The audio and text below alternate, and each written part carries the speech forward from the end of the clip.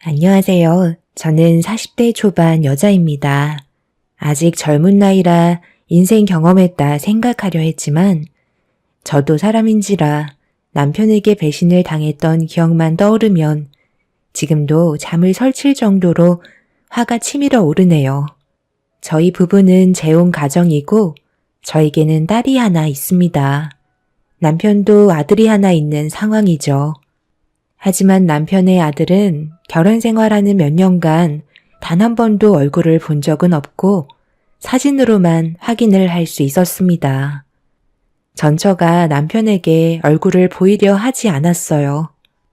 남편도 그 점에 대해서는 크게 신경을 쓰는 편은 아니었어요. 남편과 제가 결혼을 하게 된 이유는 각자의 사정이 좀 달랐습니다. 남편은 전처와 성격 차이로 인해 이혼을 선택했고 저 같은 경우 전 남편이 암과 투병 생활을 하다가 젊은 나이로 세상을 떠나게 되면서 저 혼자 딸아이를 키울 수밖에 없었죠. 먹고 살아야 하기 때문에 바쁘게 지내던 도중 남편이 다니고 있던 회사에 제가 들어가게 되면서 연인 사이로 발전을 했어요.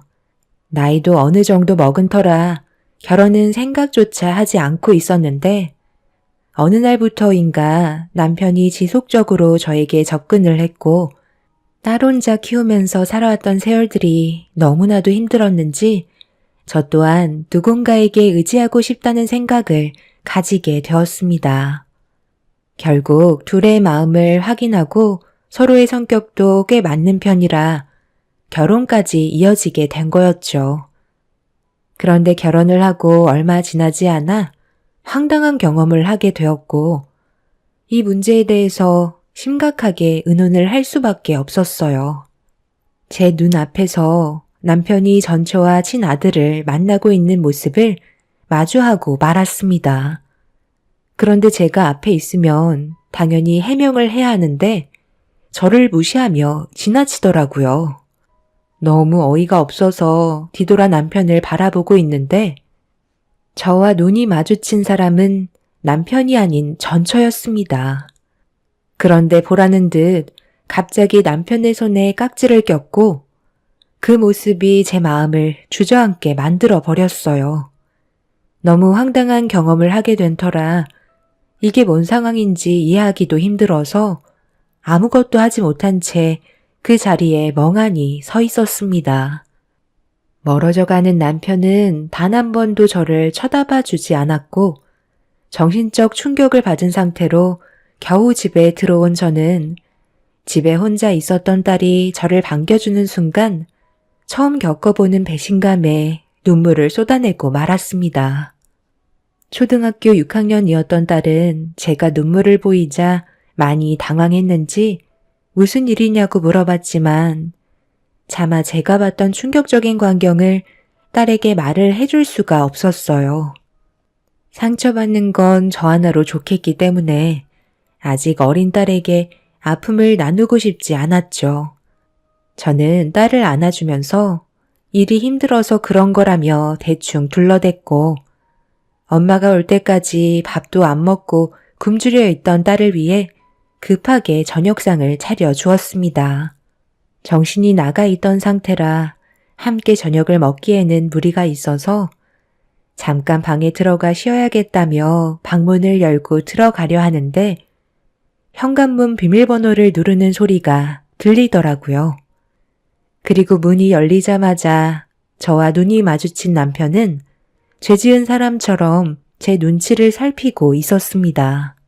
한 공간에 있는 것조차 싫어서 방으로 들어와 버렸고 남편은 조심스럽게 문을 열더니 저에게 가까이 다가와 모든 걸 설명하겠다고 입을 여는 순간 침대에 있던 베개를 남편의 면상을 향해 사정없이 내려쳤네요.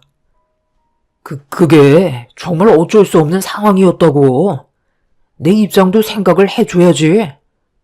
일단 내 말 들으면 전부 다 이해가 된다니까. 지금은 당연히 화가 많이 나 있는 상태라는 거 나도 알아. 분명 내가 잘못한 게 확실해. 하지만 어떤 상황이었는지 당신은 아무것도 모르잖아? 내 말을 들어보면 어쩔 수 없는 상황이었다는 걸 이해할 수 있을 거야. 좀 전에 당신이랑 마주쳤을 때 나도 당연히 그 사람에게 기본적으로 소개를 시켜줘야 하는 게 맞는 건데 당신도 봤지만 내 옆에 누가 있었어? 이혼하고 나서 처음 아들과 만나는 날이었다고. 내 아들은 우리가 아직 재혼한 것도 몰라. 그래서 더욱더 조심했던 것뿐이었고 아들은 그 사람이랑 내가 언제 다시 함께 지낼 수 있는지 그걸 물어보고 있던 중이었어. 그런 와중에 당신이랑 마주하게 됐는데 내가 어떻게 아들한테 상처를 줄 수 있겠어? 나도 정말 너무 놀라서 그냥 지나칠 수밖에 없었다니까. 당신은 나를 이해해줘야지. 우리는 법적으로 부부잖아.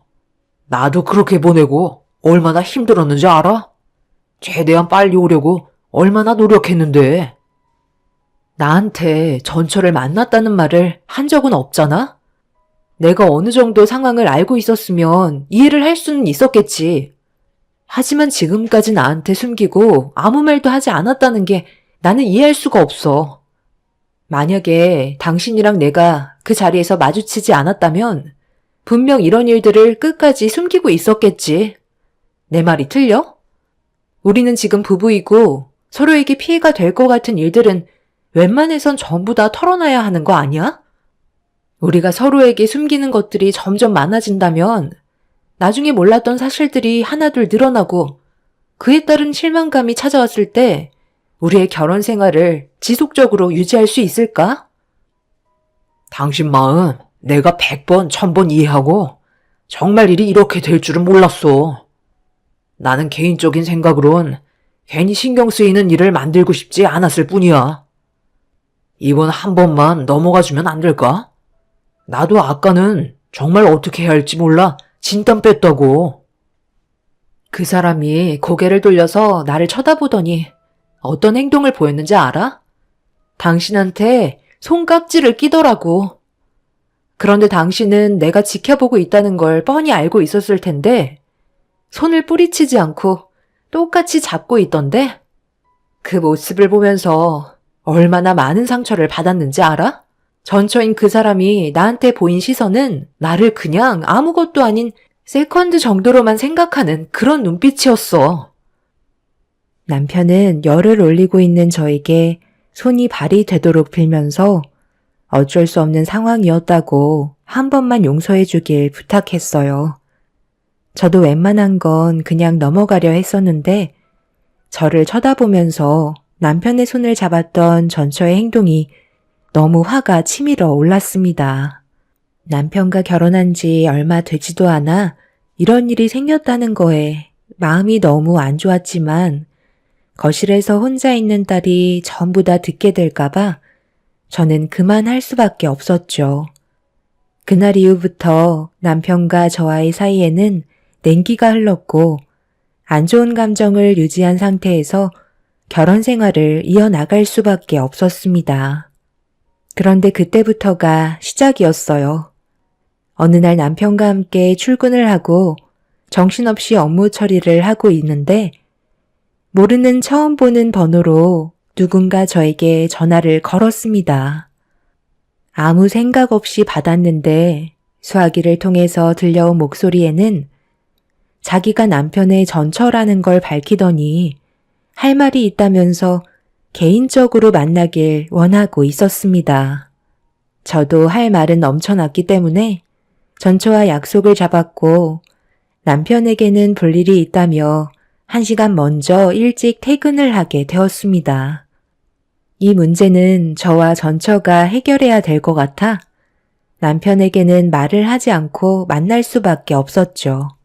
그렇게 약속 장소에 먼저 도착해서 기다리고 있으니 제 시간에 전처도 도착을 해서 제가 앉아있는 자리로 가까이 오더니 저를 뚫어지게 쳐다보면서 자리에 앉았습니다.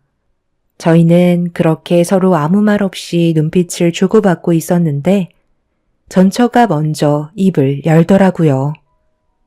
제가 왜 불렀는지 짐작 못하시겠죠? 본론부터 말씀드릴게요. 그 일랑 그만 정리해줬으면 좋겠어요. 이 말 하려고 얼굴 보자고 한 거예요. 저도 그이가 마음에 드는 건 아닌데 저희 아들이 자기 아빠 얼굴을 오래간만에 봐서 그런지 계속해서 엄마 아빠가 함께하면 좋겠다고 노상 따라다니면서 보채더라고요. 그렇다고 다시 합칠 생각도 없었는데 아들이 오늘 아침에 자기 아빠 보러 회사에 가겠다며 난리를 치길래 일단 진정시키려고 그이와 좋게 얘기하고 있다며 대충 둘러대긴 했는데 확실히 아들은 아빠가 정말 중요하다는 걸 지속적으로 느끼고 있어서 다시 한번 진지하게 생각해 보기로 했거든요. 그래서 지금 저보고 이혼하라는 거예요. 그동안 얼굴을 마주할 일이 없어서 몰랐는데 왜 그 사람이 그쪽이랑 이혼을 했는지 확실하게 알 수 있을 것 같네요. 정말 예의라곤 조금도 찾아볼 수가 없네요. 일단 저한테 사과부터 해야 되지 않을까요? 법적으로 제가 현재는 그 사람 배우자인데 그쪽이 그 사람의 손을 잡았잖아요? 저한테 일부러 상처 주기 위한 행동 아니었나요? 보신 그대로인데 그걸 꼭 두 귀로 들어야 되겠어요? 당연히 골려주려고 보인 행동이죠.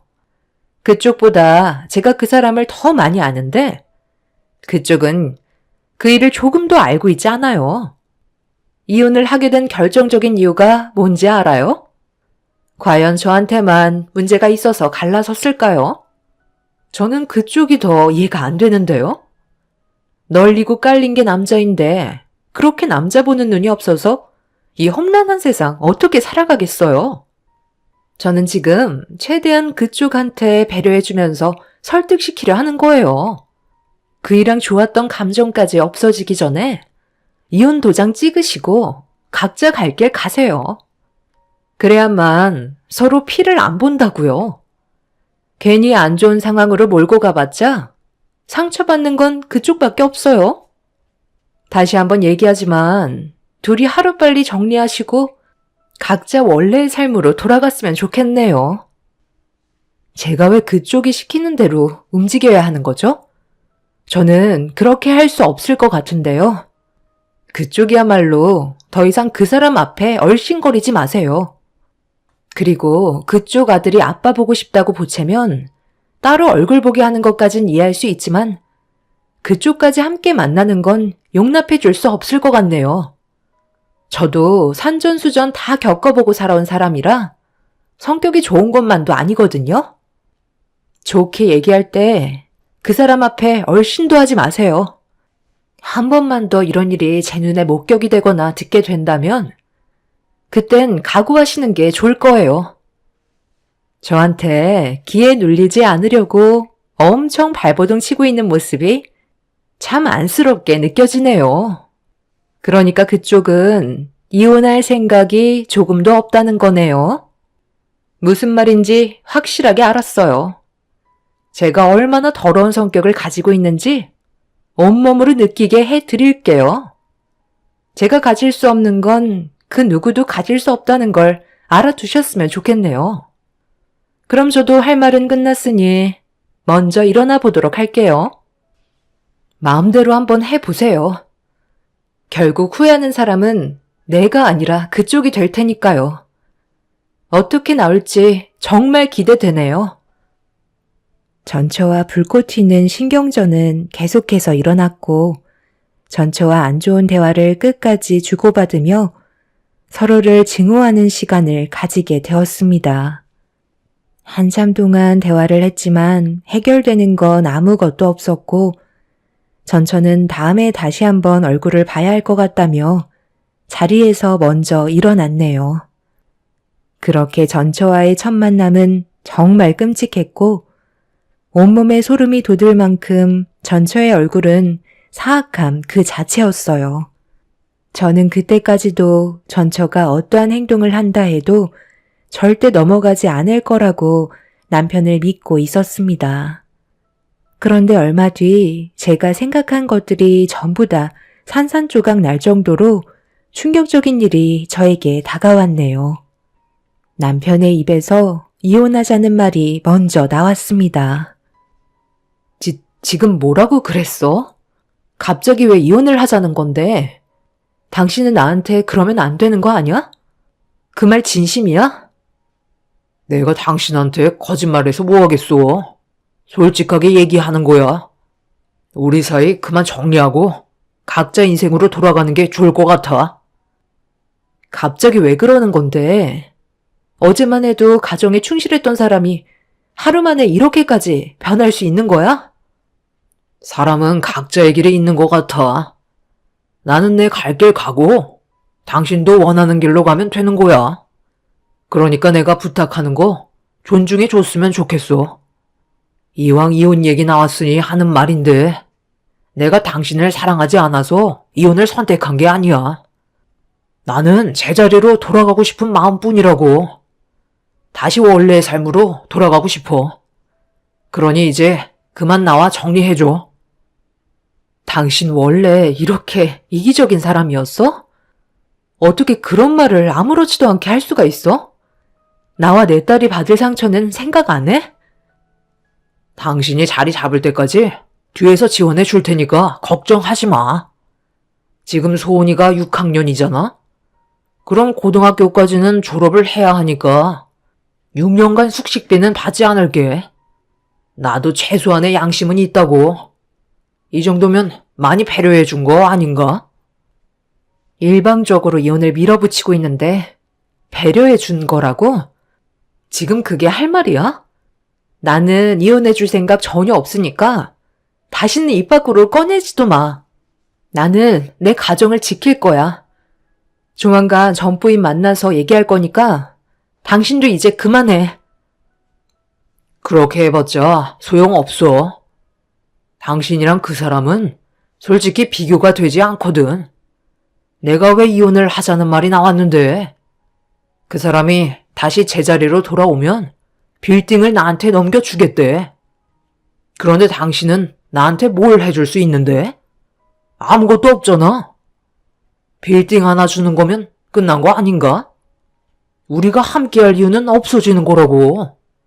그 사람이 용서해주고 받아들이겠다는데 안 갈 이유도 없고 나도 받아주기 전까진 당신이랑 소소한 행복 느끼며 살고 싶었는데 그런 삶도 오래 지속이 되다 보면 인생살이 재미없을 것 같더라고.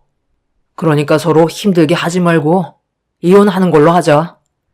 나도 최대한 좋게 얘기하는 거라고. 6년간 숙식비 안 받는 조건이면 당신한테는 상당히 좋은 조건 아닌가? 이런 것도 싫다면 내 집에 들어올 때 몸만 가지고 들어왔으니 나갈 때도 몸만 가지고 나가면 되겠네. 어떻게 할래? 선택은 당신이 하면 되는 거야. 그리고 이혼 서류에 사인하면 돼.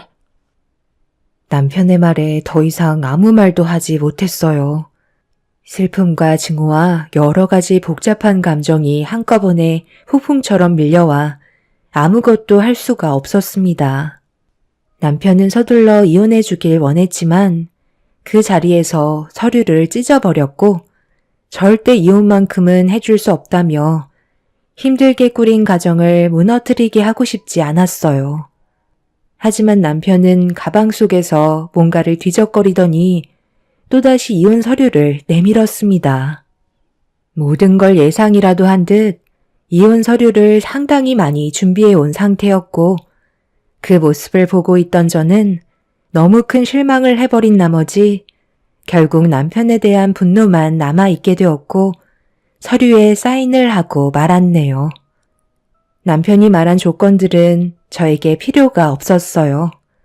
이 집에 머물러 있는 것 자체만으로도 너무 끔찍했고 최대한 빠른 시일 내에 다른 집을 구해서 짐을 정리하겠다며 그때까지만 남편이 눈앞에 사라져줬으면 좋겠다는 말을 꺼내게 되었네요. 남편은 당연히 그렇게 해줄 수 있다며 서둘러 집 밖으로 나갔어요. 저에게는 조금의 감정도 없었는지 뒤도 안 돌아보고 급하게 나갔네요. 그날 정말 많은 눈물을 흘렸습니다. 그런데 곧바로 문자 한 통이 오더니 옳은 결정했다며 조만간 다시 한번 보자며 날짜와 약속 장소가 적혀 있었고 꼭 나오는 게 좋을 거라며 괜히 자존심 내세우지 말라는 전처의 문자였습니다. 절대 얼굴 보고 싶지 않았지만 이대로 당하고만 살 수는 없을 것 같아 정해진 날짜에 약속 장소로 나가게 되었죠. 안 오실 줄 알았는데 그래도 제가 무슨 말을 해줄지 궁금은 했나 봐요. 손해보는 건 없을 테니 저한테 고마워하세요. 제가 너무 이기적으로 행동해서 그쪽이 큰 상처를 받았을 텐데 그건 제가 확실하게 보답해 주도록 할게요. 이게 뭐죠? 지금 저랑 장난하시는 거예요? 그러니까 여기로 나오라고 한 건 이깟 돈 몇 푼 쥐어주려고 보자고 한 거예요? 그쪽이 불쌍해서 돈 좀 주려는 거니까 자존심 같은 건 내세우지 말고 그 돈 그냥 조용히 가방에 넣어두세요. 그래도 상당히 신경 써서 챙겨드리는 건데 반응이 너무 서운하네. 오히려 그쪽이 저한테 감사해야 될 상황이라고요. 이혼까지 시켜주고 돈까지 챙겨줬는데 이 정도면 사람 하나 살려준 거 아닌가? 저번에도 말하지 않았어요? 그 사람 겉모습만 보고 판단하지 말라고. 그쪽이 모르는 것들이 상당히 많다고요. 괜히 알아봤자 좋을 것 하나 없으니까 더 일이 복잡해지기 전에 제가 준 돈 가지고 그쪽 딸이랑 조용히 살아가세요. 그리고 만약에 그이가 다시 나타나서 합치자거나 얼굴 좀 보자고 해도 절대 만나지 마세요. 아시겠어요? 그리고 다음부터 웬만하면 그냥 혼자 사세요. 어떤 상황 때문에 그이랑 결혼까지 선택했는지 모르겠지만 사람 너무 쉽게 믿었다간 저처럼 인생 말아먹는다고요. 저희 집안이 그래도 어느 정도 재력이 있어서 그걸로 위안 삼는 거지. 만약 삶이 빈곤했다면 저는 지금 이 세상에서 버티지 못했을 거예요. 그럼 저는 먼저 일어나 보도록 할게요. 전처는 자기 할 말만 하곤 테이블에 돈 봉투를 남겨둔 채 급하게 밖으로 빠져나갔어요. 전처는 도대체 제가 모르는 무언가를 알고 있길래 저에게 남편을 조심하라며 신신당부하는지 이해할 수가 없었습니다. 사람은 겉모습만 보고 판단할 수 없다는 거 저도 알고는 있지만 이런 일이 생기기 전까지 남편이 저에게 보여줬던 모습들은 전부 진심인 줄 알고 있었어요. 머릿속이 너무 혼란스러웠고 한참 동안 그 자리에서 일어나지 못한 채 멍하니 앉아 있었죠. 그렇게 남편과 잠깐 동안의 결혼 생활은 끝이 나게 되었고 이혼을 한 뒤에 각자의 삶으로 돌아가게 되었습니다. 회사라는 한 공간에서 있는 것도 싫어서 저는 퇴사를 하게 되었고 아예 남편과의 인연을 끊어내 버렸네요. 제가 받은 충격은 쉽게 가시지 않았지만 갑작스럽게 변화된 삶에 제 딸은 많이 힘들어하는 걸 볼 수 있었어요. 하지만 이 선택이 옳은 거라면 지금의 상처는 저와 제 딸에게 약이 될 거라는 걸 믿을 수밖에 없었네요. 남편에게 받은 이혼 위자료와 제가 그동안 살면서 모은 자금으로 딸과 함께 다시 시작할 수 있는 작은 집 하나 마련해서 새롭게 시작을 하고 있었는데 어느 날 점점 잊혀가던 그 사람들과 다시 한번 엮이게 되는 순간이 찾아오고 말았습니다. 제 딸과 머리도 좀 식히고 바람도 좀 쐴 겸 제주도에 갈 생각을 가지고 있었는데 딸이 비행기가 아닌 배를 타고 가고 싶다는 말에 딸과 함께 제대로 기분 좀 내보려고 제주도 크루즈 특등실을 예약하고 선착장으로 출발을 하게 되었어요. 딸이 그동안 말은 안 했지만 6학년이면 웬만한 거 모두 다 알기 때문에 저와 남편의 관계에 대해서도 확실하게 알고 있다는 걸 저는 느낄 수 있었어요. 그래서 이번 여행으로 인해 딸이 받았던 아픔들을 전부 털어내길 바라고 있었습니다. 그렇게 선착장에 도착을 해서 예약된 크루즈 특등실에 들어가려고 문을 열려는 순간 충격적인 광경이 저희 앞에 펼쳐지고 말았습니다. 남편과 전처가 서로 머리채를 잡고 한바탕 난리가 난 상태였어요. 그리고 그 중간에서 전처의 아들이 두 사람을 말리고 있었죠. 전혀 예상하지 못한 장소에서 두 사람을 만나게 된 터라 너무 놀라 제 딸을 일단 특등실로 들여보냈고 다시 밖으로 나온 저는 두 사람이 무엇 때문에 머리채를 잡고 싸우는지 지켜보고 있었습니다. 그런데 두 귀를 의심할 만큼 남편의 충격적인 실체를 전처의 입에서 듣게 되었고 말도 안 되는 사실에 입을 다물지 못했네요. 너는 그 버릇을 아직까지 버리지 못했어? 내가 어떻게 받아줬는지 그걸 모르는 거야? 두 번 다시 그러지 않겠다며. 모든 광경을 전부 다 내 아들이 목격했다고. 어떻게 그때나 지금이나 조금도 변한 게 없는 거야? 당신한테 얘기했던 빌딩은 없던 걸로 해야 되겠어. 내 아들을 봐서 눈 딱 감고 참았는데 당신은 그새를 못 참고 또 이런 일을 저질러? 출장 같은 소리 하네. 특등실에서 여자들이랑 놀고 먹는 게 출장이니? 내 아들도 당신이 어떤 사람인지 알아야 두 번 다시 안 보겠다는 말이 나오지. 당신이 이혼을 하면 바로 빌딩을 주겠다고 했었잖아. 그런데 갑자기 말을 바꾼 게 누군데 그래? 내가 어떻게 하고 다니든 그게 무슨 상관이야?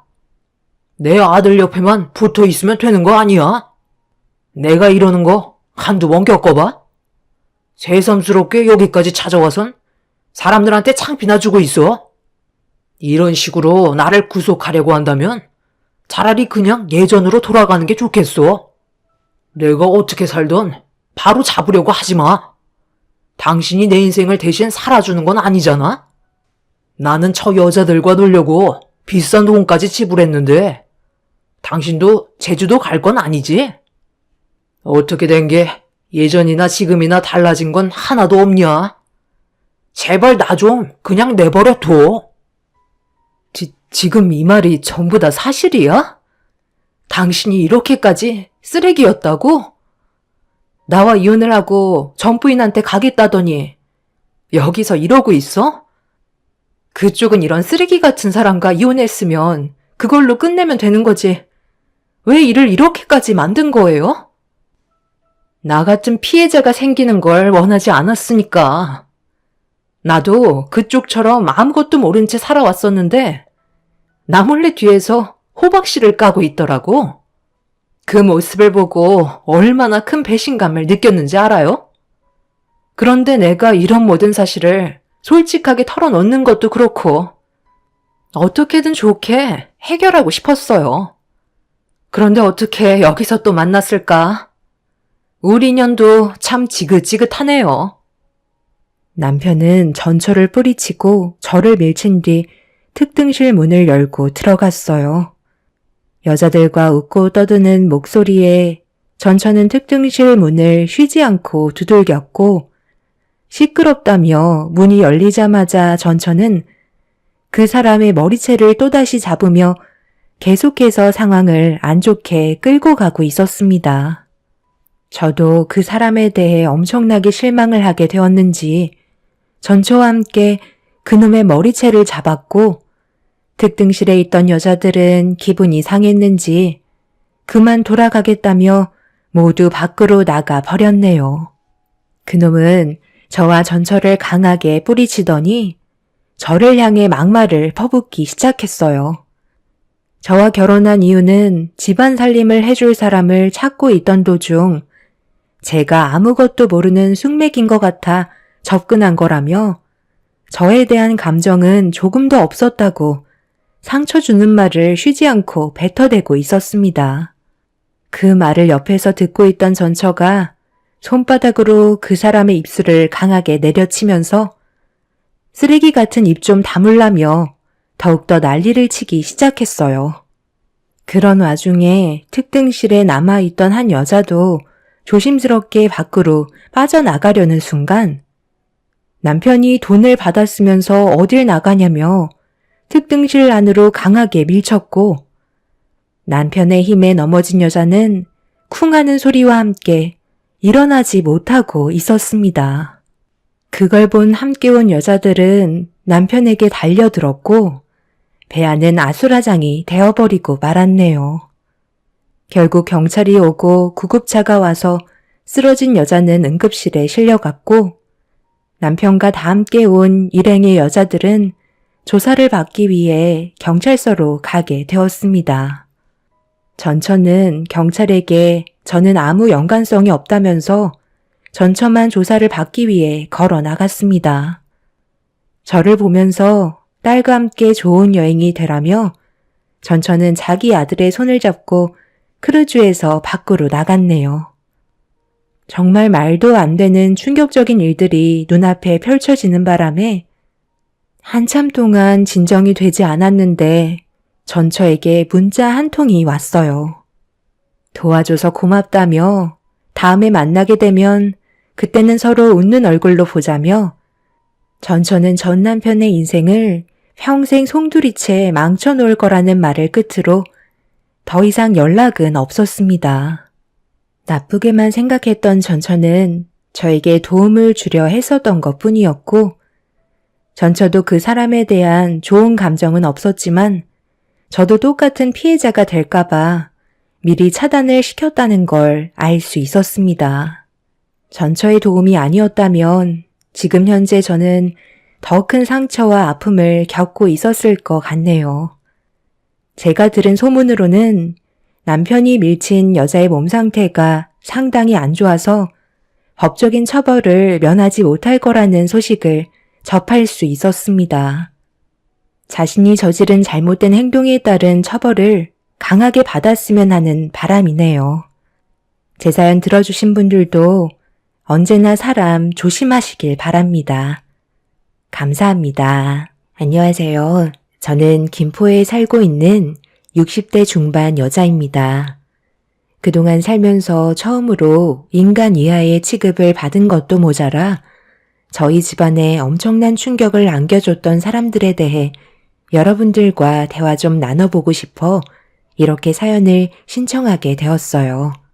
사람마다 사는 인생이 다르기 때문에 빈부격차도 당연히 어느 정도 차이가 나겠지만 그렇다고 자신이 가진 재력으로 한 집안을 무시하고 인간 이하의 취급을 하는 건 잘못됐다고 생각합니다. 신기하게도 사돈 집안의 가족들은 하나같이 문제점들이 많아 보였는데 예비 사이는 전혀 다른 모습을 보여주고 있었죠. 솔직히 예비 사이만 봤을 때 결혼은 무조건 허락을 해줬었어요. 너무 예의 바르고 어른을 공경할 줄 알며 가끔 만날 때마다 눈에 거슬리는 행동을 단 한 번도 보여준 적이 없었습니다. 그만큼 사이로선 1등 신랑감이었지만 상견례에서 처음 마주보게 된 사돈 집안이 저희 가족을 불쾌한 시선으로 바라보고 있었어요. 온몸은 명품으로 도배가 되어 있었고 풍기는 이미지는 저희 집안과 비교도 안 될 정도로 부티가 흐르는데 저도 모르게 기가 죽을 정도로 바라보는 시선에서 많은 부담을 느끼고 있었죠. 서로 인사를 주고받는 것도 아닌 저희가 인사를 드렸는데도 고개를 세우고 받아주지 않았습니다. 뭔가 잘못되어 가고 있다는 걸 직감한 저는 표정이 점점 굳어지기 시작했죠. 이런 와중에 딸과 예비 사이는 아무것도 모르는 듯 서로 좋다고 해맑게 웃고 있었습니다. 남편도 저와 같은 느낌을 받고 있었는지 침묵을 지키며 물만 들이키고 있었어요. 예비 사이는 어색함을 풀기 위해 가벼운 목소리로 분위기를 이끌어갔지만 사돈댁들은 아무 말 없이 묵묵히 저희를 바라보기만 할 뿐 상견례에는 크게 관심이 없어 보였습니다. 제 아들과 결혼하는 게 쉽지 않을 거라는 거 어느 정도 짐작은 하셨을 텐데요. 여기까지 나오신 거 보면 상당한 용기가 필요하셨을 텐데 이왕 이렇게 얼굴 마주보게 된 거 돌려서 말하지 않겠습니다. 괜히 초장부터 결혼에 대해 반대하면 제 아들이 회사에 지장을 줄까봐 말하지 않고 묵묵히 상황을 지켜보고 있었거든요. 그런데 상견례까지 한다고 했을 때 부모 생각은 전혀 하지 않는다는 걸 알 수 있었죠. 결혼하겠다고 여자를 데려왔는데 처음 얼굴을 보자마자 어찌나 놀랐던지 저희 집안과는 전혀 어울리지 않고 딱 봐도 빈곤층에서 사는 여자 같길래 너무 놀라서 한마디 하려 했었죠. 그런데 누구보다 제가 아들의 성격을 워낙 잘 아니까 어떻게 하는지 유심히 지켜보고 있었습니다. 벌레 한 마리 들어왔다고 해서 집안 전체가 무너지지 않잖아요. 알 까기 전에 잡으면 되니 일단 건들지 않고 있었죠. 주위에 정말 잘 나가고 조건 좋은 여자들이 수두룩한데 왜 하필 데리고 다니기에도 쪽팔릴 정도로 마음에 들지 않는 여자를 데려온 건지 궁금했었습니다. 언제나 현명한 아들이었기 때문에 이번에도 저에게 실망시키지 않을 거라 생각했었어요.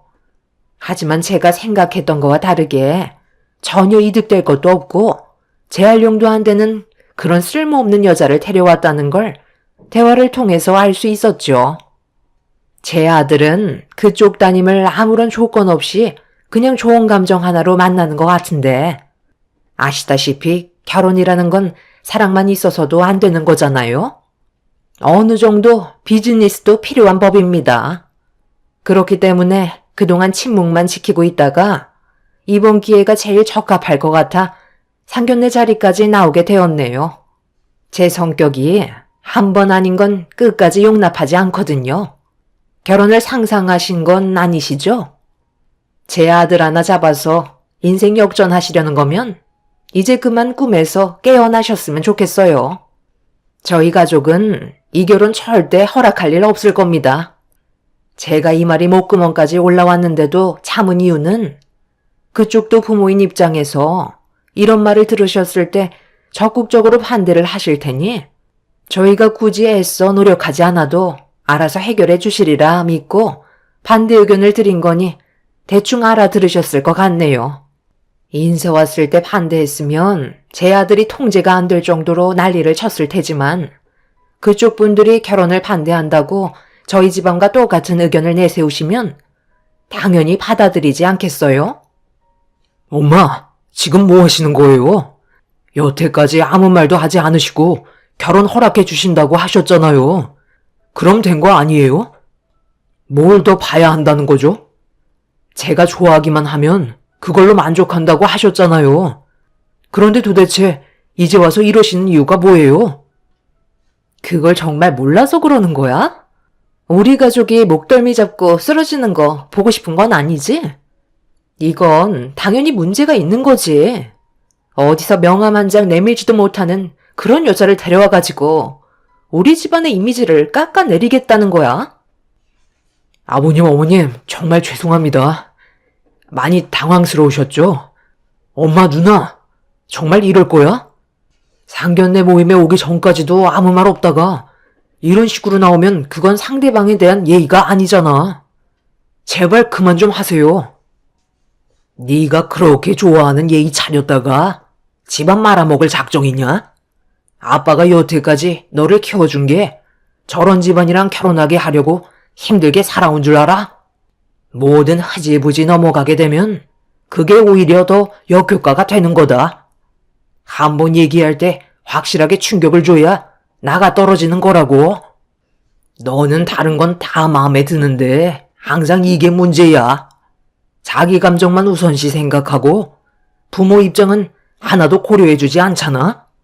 우리가 오죽했으면 이렇게까지 나와야 되겠니?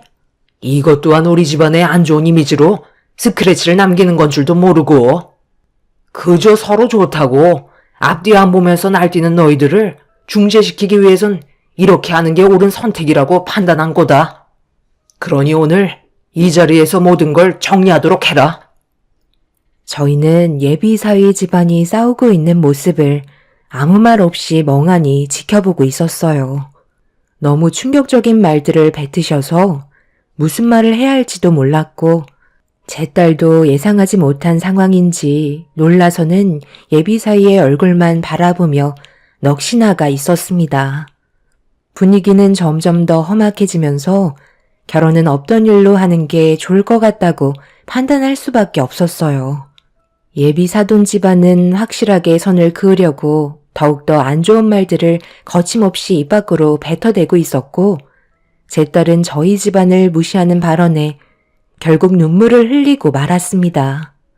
이래서 비슷한 집안과 결혼을 해야 하는 게 맞는 거라는 걸 저도 확실하게 알 수 있던 시간이었고, 저는 이 결혼이 모두에게 피해를 주게 되는 길이 분명할 것 같아 반대한다는 의견을 받아들이게 되었네요. 이제 그만하시죠. 무슨 말인지 충분히 이해하고 있습니다. 그런데 저희도 할 말은 해야 할 것 같네요. 아무리 그쪽 집안이 한 기업의 총수이고 상당한 재력을 가지고 있다는 거 모르는 거 아니지만 사람과 사람을 대하는 서로에 대한 예의는 기본적으로 갖춰야 하는 거 아닌가요? 방금 저희 앞에서 하신 말들 전부 다 사과하시죠. 결혼을 반대한다는 거 이해할 수 있고 충분히 받아들일 수 있습니다. 그렇지만 상대방에 대한 인격까지 깎아내릴 필요는 없지 않나요? 저희가 그쪽 집안의 직원들도 아닌데 초면인 저와 제 남편을 하대하는 건 이 자리에서 당장 사과하시는 게 맞는다고 봅니다. 아드님은 정말 잘 키우신 거 저도 인정하지만 따님뿐이나 부모로서 보여주신 행동들은 솔직히 전혀 기본이 안 되어 있으시네요. 원래 가진 게 많은 사람들은 다들 이런 식인 건가요? 제가 생각했던 부유층 집안들은 격식 있고 말 한마디도 자신의 이미지를 생각해서 최대한 말을 순화시켜서 상대방에 대한 예의를 최대한 갖춰서 얘기하실 줄 알았는데 저희보다 오히려 더 못 배우신 분들 같은 생각이 드네요. 무슨 마음인지 충분히 알았으니까 당장 사과하셨으면 좋겠습니다. 격식도 사람 봐가면서 해야죠. 제가 왜 그쪽 같은 집안에게 예의를 갖춰야 하는지 전혀 모르겠네요. 그쪽 딸이 내 아들을 어떻게 깨웠는지는 모르겠지만 제대로 하나 물어왔으니 어떻게 해서든지 이 결혼 성사시키고 싶은 마음 내가 모를 줄 알아요? 겉으로는 아닌 척해도 소용없어요. 사람들은 다 똑같거든요. 물질 앞에서는 결국 무릎 꿇게 되어 있어요. 왜 여자들이 자기 형편은 생각 안 하고 남자 능력만 보는 줄 알아요? 인생 좀 편하게 살고 싶고 남들보다 떵떵거리면서 대우받고 싶은 그런 심리가 있기 때문에 돈 많은 남자한테 접근하는 거라고요. 특히 없는 것들이 그런 욕구가 더 심하죠. 있는 사람들이야 어차피 거기서 거기니까 크게 욕심 부리는 것도 없는데 없는 사람들은 어떻게 해서든지 인생 한번 뒤집어 보겠다고 별짓을 다 하잖아요. 그쪽 따님도 제가 봤을 때 별반 다르지 않아 보이는데요. 그런데 저희가 왜 사과를 해야 되는 거죠? 여태껏 제 아들이 가지고 놀아준 것만도 감사하게 생각해야죠. 아들, 여기까지만 노는 거다. 더 이상 진지하게 들어가지 말고 그만 끝내라. 저런 집안과 엮이는 순간 나중에 뒷감당은 어떻게 하려고 그래? 소문이 더 안 좋은 소문을 낳는다는 거 몰라? 그래서 사과를 하지 않으시겠다는 거네요. 그럼 저는 생각을 다시 바꾸도록 하겠습니다. 어차피 결혼이라는 거 둘이 좋아서 하는 거잖아요. 저는 말리지 않겠습니다. 그쪽이 말씀하신 게 100번 옳은 것 같네요. 이참에 로또 한번 잡아보죠. 저는 이 결혼 허락할 거고 조금도 관여할 생각이 없네요. 둘만 좋으면 그걸로 저는 만족합니다. 저도 좋게 좋게 넘어가려 했는데 오히려 상황을 더 악화시키고 있는 건 그쪽 집안이니 누가 더 잃을 게 많은지 한번 해보자고요. 보시다시피 저희는 가진 것도 없어서 잃을 것도 없거든요. 반대로 그쪽은 가진 게 너무 많아서 지켜야 할 것들이 엄청나게 많을 것 같은데 끝까지 사과를 안 하시겠다면 저는 굳이 이 결혼 말릴 이유가 없습니다. 저런 사이 어디서 데려오겠어요? 예은선아, 이번 기회에 송서방 무조건 붙잡아라. 엄마가 이 결혼 어떻게 해서든지 성사시켜주마. 예비 사돈 집안은 갑자기 돌변한 제 모습을 보고 당황했는지 말을 더듬기 시작했어요. 저희가 상견례 자리에서 뛰쳐나갈 거라고 생각하고 있었던 것 같았지만 전혀 다른 모습을 보여주고 있어서 어떻게 해야 할지 몰라 하고 있었죠. 예비사위와 제 딸도 예상하지 못한 반전에 할 말을 잃은 듯 그 자리에서 굳어 있었네요. 분위기는 점점 더 악화되어 가기 시작했고 저는 상견례고 뭐고 다 필요 없다며 무조건 둘이 좋다면 결혼식 올리라고 확실하게 얘기한 뒤 더 이상 할 말 없으니 먼저 일어나 제 딸과 남편을 데리고 상견례 자리를 박차면서 나왔습니다. 남편과 딸은 저를 보며 괜찮냐고 불안에 떨었지만 둘이 좋아서 함께 하겠다는데 그걸 왜 부모가 뒤에서 이래라 저래라 해야 하는지 그것도 이해 불가였어요. 그렇게 남편 차에 올라타 집으로 돌아가려는데 예비사위가 저희 가족에게 뛰어와 나중에 다시 찾아뵙겠다며 먼저 들어가시라며 깍듯하게 예의를 갖췄습니다. 앞으로 모든 건 예비사위가 알아서 하겠다는 한마디에 제 딸을 부탁한다는 말을 끝으로 헤어지게 되었네요. 그렇게 며칠의 시간이 지나고 예비사위는 딸에게 연락 한 통이 없었어요. 분명 집안일을 처리하느라 정신이 없었겠죠. 제가 너무 일을 크게 만들어서 예비사위가 힘들어하는 건 아닌지 걱정도 되었지만 저는 진심으로 둘이 행복하길 바라는 마음이었습니다. 하지만 예비 사돈 집안에서 반대를 한다고 그동안 둘이 인연을 만들었던 시간들을 한순간에 접어버린다는 건 너무 가혹한 것 같았어요. 요즘 세상 사랑보다 돈이라지만 돈 때문에 갈라서는 경우도 정말 많이 봐왔거든요. 진정한 사랑이 있어야 그 다음이 있다고 저는 생각했었습니다. 그래서 돈에 대해서는 크게 중요한 부분이 아니었어요.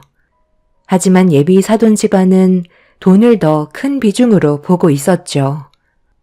그래서 결혼에 대해 반대를 했던 거고 저희 집안을 무시하면서 온갖 상처되는 말들을 퍼부은 것 같아 보였습니다.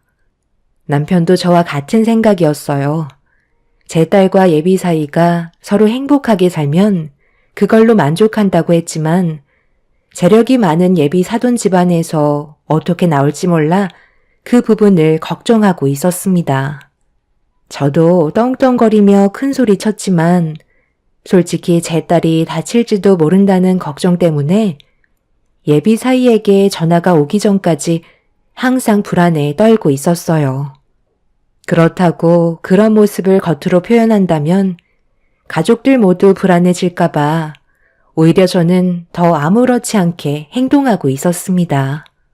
하루하루 긴 시간 동안 예비 사이에게 연락이 오기만을 기다리고 있었고 일주일이 지난 뒤 예비 사이가 아침부터 저희 집에 찾아왔어요. 연락도 없이 찾아와서 많이 놀랐지만 일단 급하게 문을 열어주었습니다. 그런데 그동안 혼자서 많이 힘들었는지 몰골이 말이 아니었고 오자마자 배가 고프다는 말에 급하게 내어줄 수 있는 음식들을 준비해 주었습니다. 정신없이 배를 채운 예비사이는 그제서야 얼굴에 미소가 띄어졌고 숨을 돌리면서 그동안 있었던 일에 대해 설명하기 시작했어요. 저희는 예비사이의 결단력에도 놀랐지만 계획하고 있는 것들에 더 큰 걱정을 하고 말았네요. 예비사이는 모든 걸 내려놓겠다는 말을 꺼냈습니다. 예비 사돈 집안에서 제 딸과 결혼을 하려면 모든 걸 두고 떠나라는 말에 그렇게 하기로 결정을 하게 되었다며 또 다른 계획을 준비하고 있다고 설명하기 시작했어요. 모든 건 예비 사이가 알아서 하겠지만 저희 가족의 도움이 필요하면 언제든 말하라고 그동안 상처받았을 사위의 마음을 쓸어내려 주었습니다. 제 딸도 걱정이 많았는지 사위의 얼굴을 보자마자 눈물부터 흘리더라고요. 서로가 그만큼 진심인 걸 두 눈으로 보고 있는데 예비 사돈들이 두 아들, 딸의 인생길을 막아서는 게 너무 안타까웠습니다. 그날 이후 예비 사이는 매일같이 저희 집을 찾아왔고 거의 한 가족처럼 지내고 있었어요. 그런데 어느 날 예비 사부인이 저에게 연락을 취해왔고 얼굴 보고 대화하자는 말에 조금도 망설임 없이 약속한 장소로 나가게 되었는데 검은 차량 한 대가 제 앞에 멈춰 섰어요. 그리고 창문을 내리자 심술이 가득한 얼굴이 저를 바라보고 있었네요. 어디 좀 가야 할 것 같다며 차에 타라고 하길래 옆자리에 앉아 알 수 없는 곳으로 출발을 하게 되었어요. 가는 동안 서로는 한마디 말도 없이 묵묵히 앞만 보고 있었고 운전을 해주시던 기사분이 도착했다는 말에 예비 사부인은 내리면 될 것 같다고 먼저 차 문을 열고 밖으로 나갔네요. 꽤 많은 사람들이 북적이면서 사부인은 다른 사람들과 인사를 주고받고 있었습니다. 그 뒤를 묵묵히 뒤따르고 있는데 저와 눈이 마주친 사람들은 위아래로 훑어보면서 경계를 하고 있었어요. 그리고 잠시 뒤 눈앞에 펼쳐진 광경에 당황스러워하고 있는데 사부인이 입을 열었네요.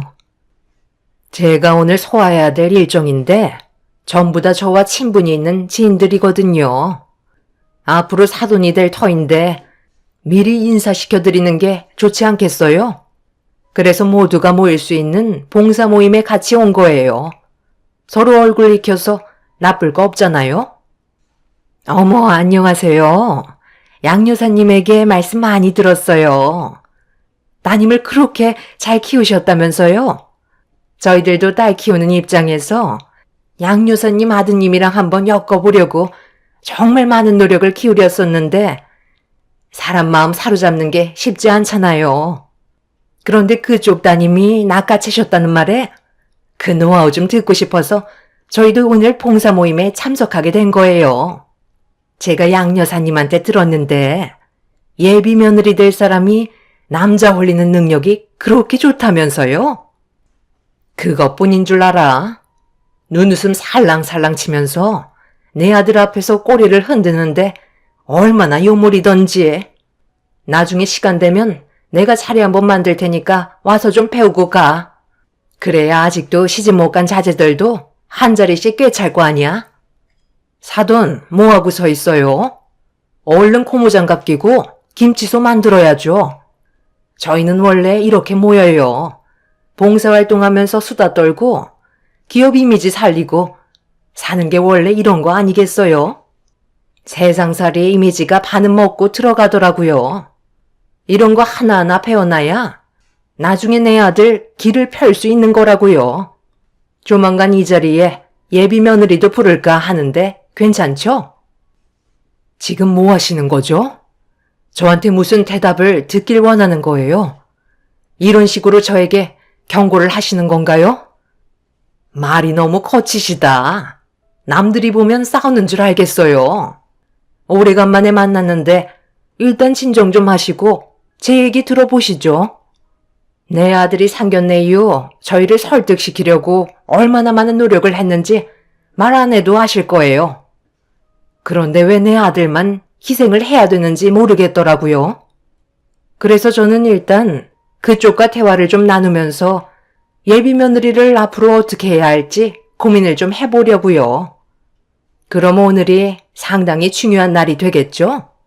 내 아들과 결혼을 한다 칩시다. 어차피 우리 집안이 반대를 해봤자 이미 내 아들은 그런 거 조금도 신경 안 쓰고 결혼할 생각을 가지고 있더라고요. 그렇게 되면 기본적인 건 해야 하지 않겠어요? 아들과 인연을 끊는 건 저희가 잃을 게 너무 많아서 차라리 받아주는 쪽이 그래도 손실을 줄일 수 있을 것 같은데 그래서 다른 쪽으로 메꿔보려고 생각을 해보니 며느리가 들어오면서 해오는 혼수가 있잖아요. 집이야 어차피 우리가 가지고 있는 걸로 쓰면 되니까 그게 걱정할 필요는 없지만 그 안에 들어갈 혼수품들은 전부 다 새 걸로 바꿔야 하지 않겠어요?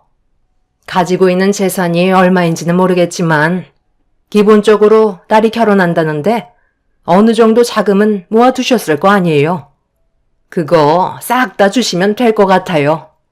집안 차이가 너무 나는데 저희가 부르는 금액의 기준은 당연히 맞춰주지 못할 것 같으니까 가지고 있는 재산 전부 털어서 혼수 맞춰주시면 될 것 같은데 괜찮으시죠? 내 아들이 로또인데 그 정도는 해줄 수 있잖아요. 도대체 얼마를 원하시는지 모르겠지만 지금 너무 막 나가시는 거 아닌가요? 저를 겁주려고 여기로 부르신 거예요? 지금 유치하게 못들 하시는 거죠? 저를 에워싸고 다들 노려보고 계시잖아요. 이런 식으로 대화를 이어나가는 건 잘못됐다고 생각되는데요. 그리고 저희 집안이 가지고 있는 재산 전부로 혼수를 해달라는 것도 너무 억지스럽고요. 저는 그래도 만나자고 했을 때 좋은 쪽으로 생각해서 나온 건데 이런 식으로 사람을 막대하실 줄은 정말 몰랐네요. 오늘 이 시간 이후로 2번 다시 엮일 일은 없을 것 같아 저는 이만 돌아가 보도록 하겠습니다. 아드님이 왜 따로 나와 살고 있는지 확실하게 알 수 있겠네요. 그래서 지금 내 말을 무시하겠다는 거예요? 가지고 있는 게 많지 않으면 집 전세금이라도 빼서 주면 되는 거잖아. 내가 대충 미리 알아봤는데 한 3억 정도 되더구먼. 뒷조사도 안 해보고 무작정 혼수 얘기 한 줄 알아요? 전세 3억 거기에다가 따로 모아놓은 재산이 있을 테고 그거 합쳐서 달라는 건데 우리 집안이 무리한 요구를 하는 건 아닌데 그것도 주기 싫다? 이 여편네가 아주 날로 먹으려 드네. 오늘 여기에서 나갈 수 있을 것 같아? 내가 원하는 대답 들을 때까지 아무 데도 못 가. 사부인은 화가 머리끝까지 올라왔는지 그동안 받았던 스트레스를 저에게 거침없이 풀기 시작했어요. 저를 에워싸고 있던 사람들과 사부인은 제 머리채와 멱살을 잡고 난리를 치기 시작하더니 발밑에 있던 김치소에 패대기를 치더니 얼굴을 파묻어 버렸습니다.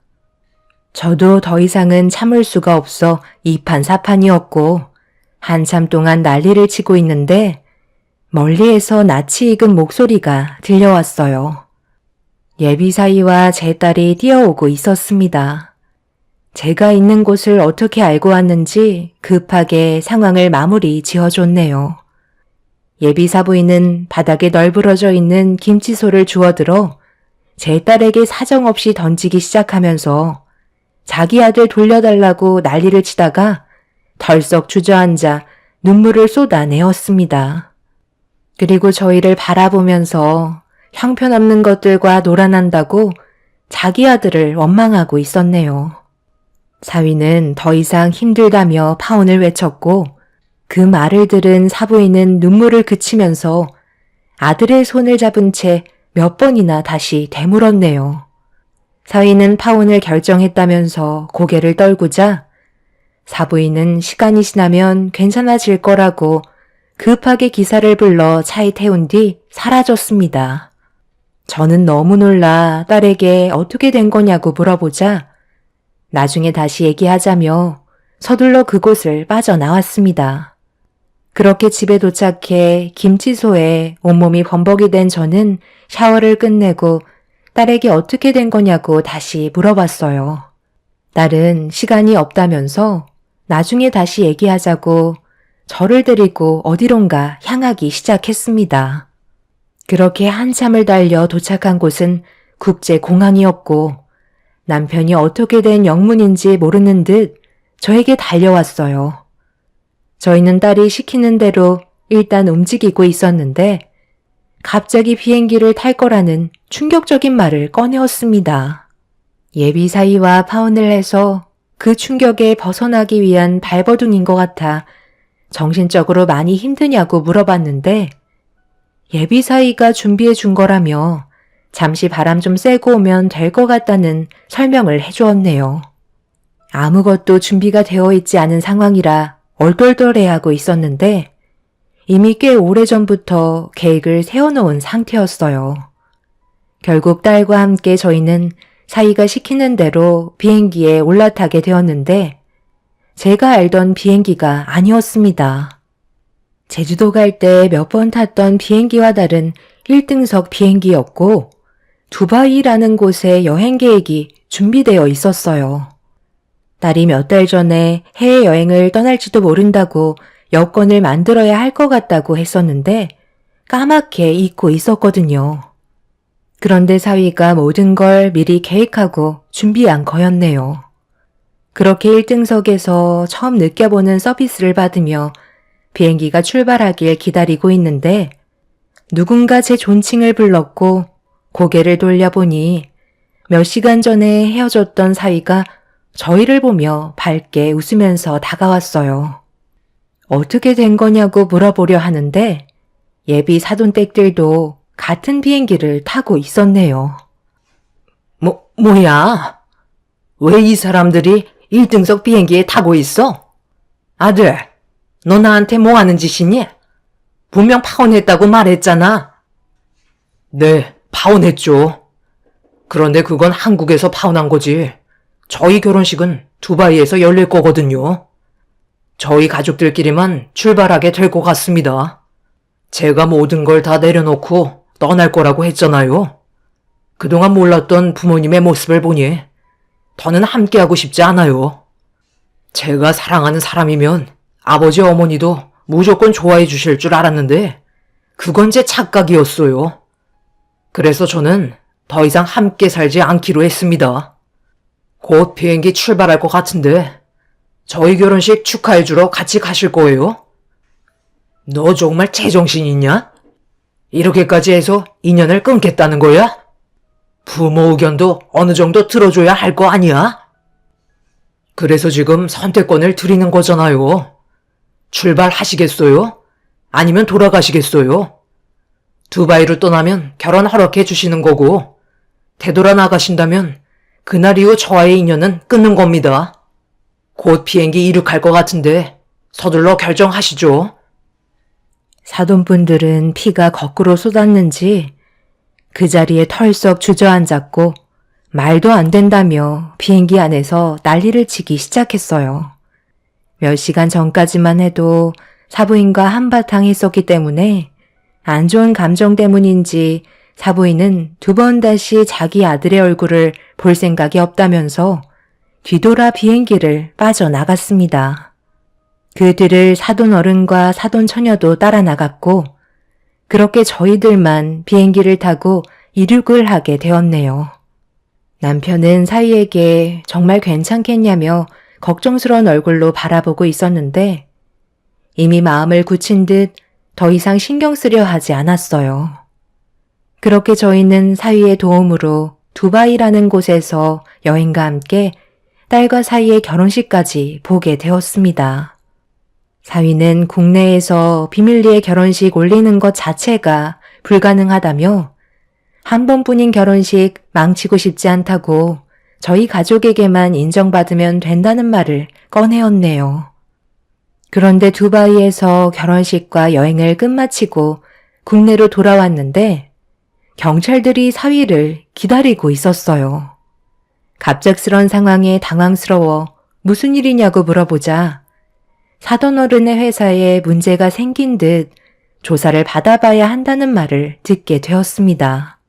그리고 저희가 알게 된 소식은 사돈댁이 임원들의 성과급 일부를 되돌려 받는 수법으로 비자금을 조성했고 그렇게 횡령한 자금으로 다른 곳에 투자를 하면서 회사의 자금을 함부로 사용한 거에 대해 문제가 커지게 되었습니다. 그런데 이런 사실에 대해 고발을 한 게 사위였어요. 몰랐던 사실을 알게 되면서 회사 사람들이 많은 피해를 보고 있다는 걸 지켜볼 수 없었던 사위가 내린 결정이었네요. 결국 그날 이후 사돈 어른은 총수직에서 사퇴를 하게 되었고 법적인 처벌을 받게 되었네요. 그리고 사위는 현재 다른 사업을 추진하면서 제 딸과 함께 결혼 생활을 유지해오고 있습니다. 사위의 결정들이 모두 옳다고 생각되진 않아요. 하지만 둘이 사랑해서 남은 인생을 함께 하겠다는 거에 응원을 해주기는커녕 오히려 자식의 마음에 아픔을 주는 게 더 안 좋은 행동이라 생각합니다. 저는 앞으로 제 딸과 사위가 잘 사는 모습을 보여주었으면 좋겠어요. 언젠가 사돈 집안도 인정해줄 날이 오겠죠. 여러분들은 사랑과 돈, 이 둘 중에 무엇을 선택하시겠나요? 사위는 돈보다 사랑을 선택했고 지금도 행복하게 잘 살고 있습니다. 저는 언제나 뒤에서 응원해줄 생각입니다. 제 사연을 들어주신 분들, 오늘도 뜻깊은 하루가 되시길 바랍니다. 감사합니다. 안녕하세요. 저는 부천에 살고 있는 40대 후반 여자입니다. 얼마 전에 이혼을 했던 남편이 찾아왔어요. 남이 된 지 벌써 10년이라는 시간이 흘렀습니다. 그동안 정말 많은 변화가 있었는데요. 전 남편도 10년이라는 세월은 비켜가지 못하는 듯 많이 변화된 모습을 보여주고 있었습니다. 시간이 흐른 만큼 저희 성격도 많이 변해 있었고 이제야 제대로 된 대화를 주고받을 수 있었어요. 남편과의 결혼 생활은 15년 정도 한 것 같아요. 서로 불같은 사랑을 했고 연애 기간이 짧은 상태에서 결혼을 했었죠. 큰 변화 없이 평범했던 일상들은 저에게 행복을 가져다 주었지만 한 가지 문제가 있었어요. 모든 것이 좋았는데 임신이 되지 않았습니다. 산부인과에서 원장님이 여자는 작은 변화가 찾아와도 몸이 먼저 알기 때문에 생활에 만족하고 있다 해도 알게 모르게 긴장을 하고 있을지도 모른다며 스트레스 요인이 있을지도 모른다는 말을 듣게 되었어요.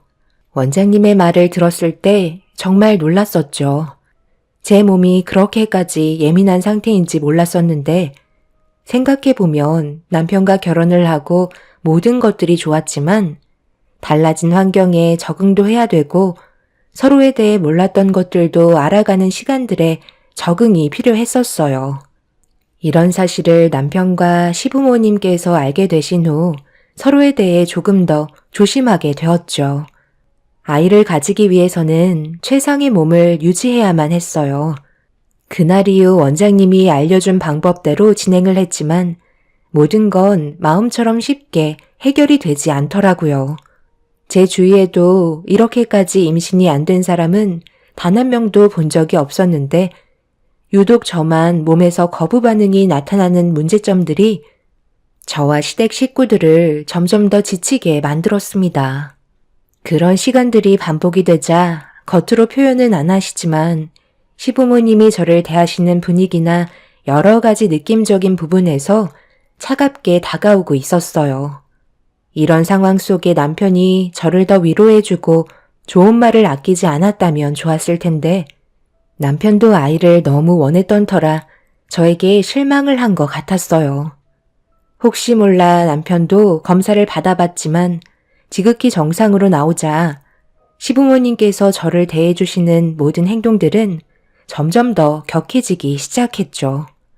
제가 꿈꿔온 결혼 생활과 전혀 다른 전개로 흘러가는 상황 때문에 너무 힘들고 괴로워서 정말 수도 없이 눈물을 쏟아낸 것 같아요. 스트레스를 받으면 안 된다는 걸 알고 있었지만 임신을 할 수 없는 몸이라는 걸 인정하게 되면서부터 정신적으로 많이 힘들었는지 눈물은 멈추지 않았었죠. 이런 상황 속에서 시동생은 결혼할 준비를 했었어요. 저희 집과는 비교도 되지 않을 정도로 엄청난 재력을 소유하고 있는 집안이었어요. 동서가 재산이 많은 게 아니라 집안이 부유했었는데 신혼집이 40억이라는 말을 들었을 때 엄청난 충격으로 다가왔었어요. 알고 보니 동서의 집안은 부동산 투자를 하는 집안이었습니다. 그리고 그 중에 고가의 주택을 신혼집으로 마련한 거였죠. 그렇게 시동생과 동서가 결혼을 하고 집들이를 한번 간 적이 있었는데 생전 처음 보는 호화찬란한 물건들로 집이 가득 차 있었네요. 동서 내외의 신혼집에서 시간을 보내는 동안 저는 아예 없는 사람 취급을 받고 있었어요.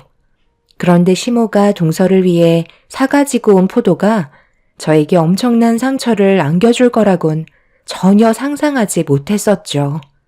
모두가 함께 모여 식사가 끝이 나고 거실에 모여있는 동안 시모는 주방에 들어가 사가지고 온 포도를 씻으러 가시길래 제가 하겠다고 말씀드렸지만 제 말을 무시하시고 주방으로 들어가셨어요.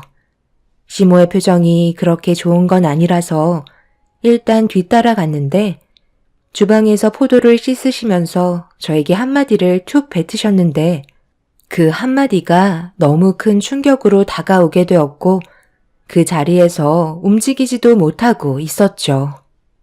이 포도가 얼마나 비싼 건 줄 알아? 네가 함부로 다룰 그런 포도가 아니란 말이다. 우리 집안에 시집와서 네가 한 게 뭐가 있니? 결혼 생활 5년 동안 우리 속을 그렇게 태우더니 결국 손주 안겨줄 계획은 포기한 거니? 네가 나한테 무슨 할 말이 있겠어? 전부 다 편명밖에 터대겠니? 그래도 첫 며느리라 내가 신경 좀 써주려 했는데 실망만 안겨주니 나도 이제 너한테 기대하는 건 하나도 남아있지 않다. 작은 아들이 좋은 며느리감 하나 물고 와서 앞으로 내가 호강하게 생겼는데 너 임신 안 되는 문제 때문에 스트레스 받고 싶지도 않다. 더군다나 결혼한 지 얼마 되지 않은 작은 며느리는 벌써 뱃속에 아이까지 생겼다는 거 우리 가족 전부 다 알고 있는데 네가 상처받을까 봐 비밀로 하고 있었거든? 그런데 더 숨겨봤자 뭐하겠니?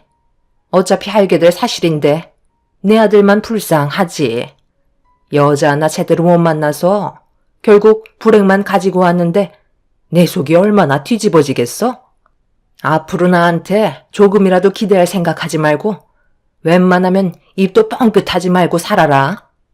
무슨 말만 하면 산부인과 핑계대면서 몸이 예민하다고?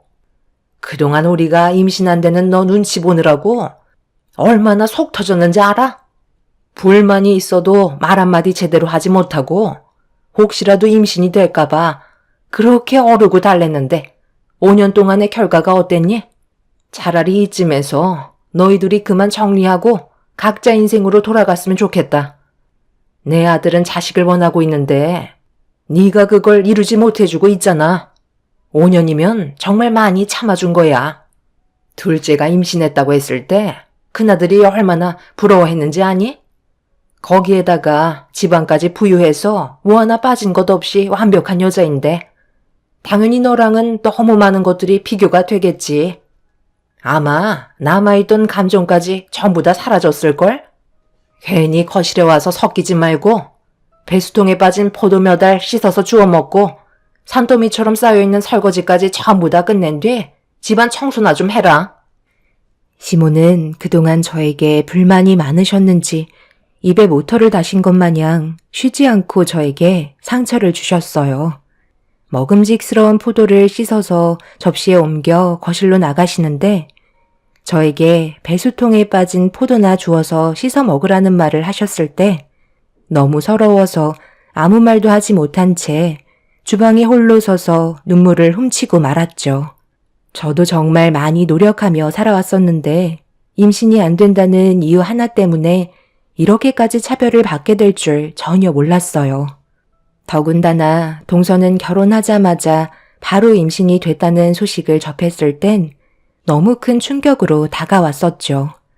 주방에서 거실에 모여있는 시댁 식구들을 바라보고 있는데 남편은 연신 동서내외가 부럽다며 본인도 아이를 가지고 싶다는 말을 반복하고 있었습니다.